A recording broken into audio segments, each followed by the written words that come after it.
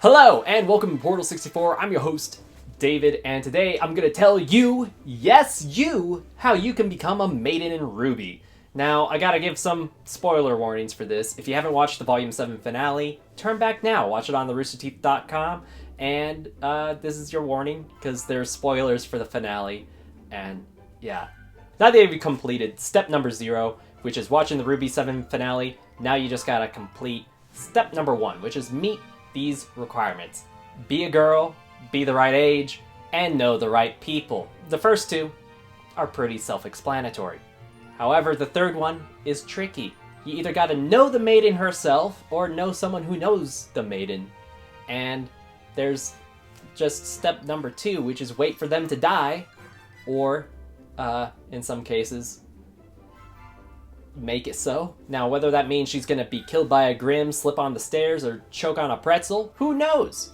But as long as you're her best friend, or somehow otherwise her last thought, you'll inherit really cool maiden powers, and congratulations, you're a maiden.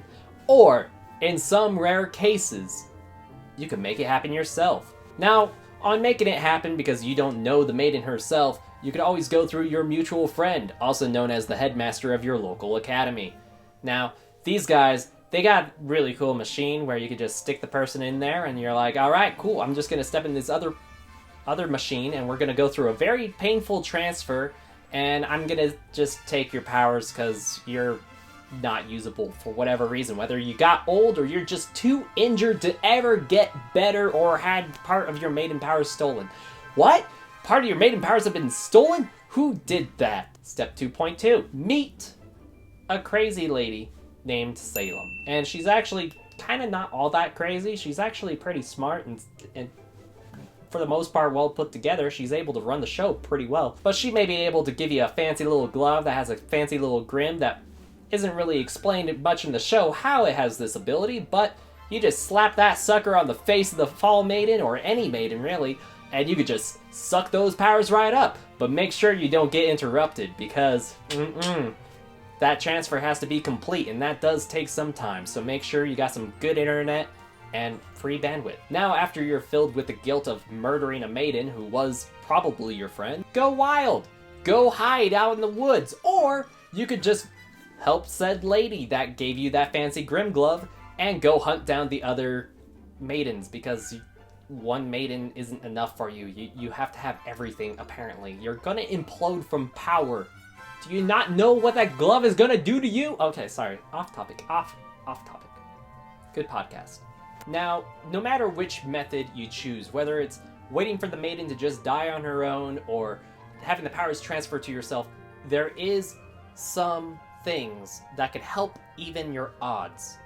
If you have red hair, green eyes, and your name starts with the letter P, you have a better chance than anyone else at gaining the maiden powers. Whether you're going to be selected for your talents, or the maiden's just going to be like, what's your name, sweet little girl? You're really nice to me in my dying moments. Let me give you those powers, even though I had someone else taking care of me.